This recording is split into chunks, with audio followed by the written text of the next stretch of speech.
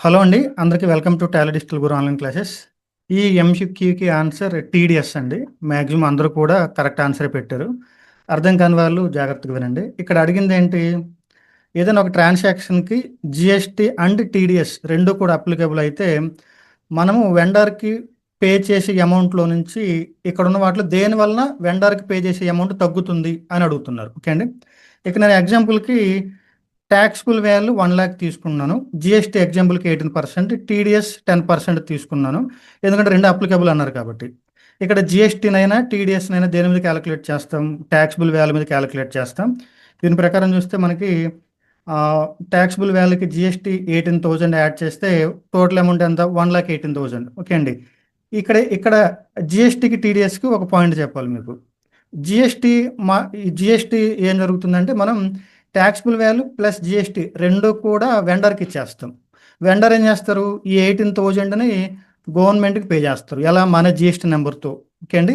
వాళ్ళు GST return file చేసేటప్పుడు మన జీఎస్టీ నెంబర్ మెన్షన్ చేస్తూ ఈ అమౌంట్‌ని పే చేస్తారు. ఈ 18,000ని. అంటే ఇక్కడ మనం వెండర్‌కి పేమెంట్ చేసేటప్పుడు 18,000 వెండర్‌కి ఇచ్చేసేయాలి. ఓకే అండి. టీడీఎస్ కేస్ దగ్గరకొచ్చేసరికి వెండర్‌కి పేమెంట్ చేయాల్సిన దాంట్లో నుంచి ఎంత పర్సెంటేజ్ అయితే చెప్తారో అంత పర్సెంటేజ్ మనం డిడక్ట్ చేసి రిమైనింగ్ అమౌంట్ పే చేయాలి. ఓకే అండి. ఇక్కడ 1,00,000 మీద 10% అంటే ఎంత? 10,000 కదా! ఇక్కడేంది? ఈ టోటల్ అమౌంట్ వెండర్‌కి పే చేయాలి కాబట్టి టోటల్ 1,18,000లో నుంచి ఈ టీడీఎస్ 10,000 తీసేస్తాము. రిమైనింగ్ అమౌంట్ వెండర్‌కి పే చేస్తాం. ఇక్కడ దీనివల్ల చూడండి, వెండర్‌కి పేమెంట్ చేయవలసిన ఈ అమౌంట్‌లో నుంచి దేని వలన పేమెంట్ వాల్యూ తగ్గింది? టీడీఎస్ వలన కదా!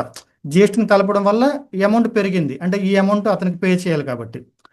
టీడీఎస్ ఉండడం వల్ల ఈ ట్రాన్సాక్షన్‌లో టీడీఎస్ ఉండడం వల్ల ఏమైంది? అతనికి పే చేయవలసిన 1,18,000లో నుంచి 10,000 లెస్ అయింది. ఫైనల్‌గా 1,08,000 పే చేస్తాం. ఓకే అండి. ఇక్కడ టీడీఎస్ కేస్‌లో ఏం జరుగుతుంది? వెండర్‌కి పేమెంట్ చేయవలసిన అమౌంట్‌లో నుంచి అంటే ఈ 1,00,000లో నుంచి 10,000 మనం లెస్ చేస్తాం గదా! మనం ఏం చేస్తాం? టీడీఎస్ రిటర్న్‌లో వెండర్ యొక్క పాన్ నంబర్‌ని మెన్షన్ చేస్తూ ఈ 10,000ని మనము వెండర్ పేరు మీద పేమెంట్ చేస్తామనమాట. అంటే ఇక్కడ జీఎస్టీ కేసులోనేమో మన తరపున వెండర్ గవర్నమెంట్‌కి పే చేస్తారు. టీడీఎస్ కేసులో వెండర్ పాన్ నంబర్ తోటి మనం పే చేస్తాం. ఓకే అండి. ఇది జాగ్రత్తగా అర్థం చేసుకోవాలి. ఓకే అండి. డన్. Thank you.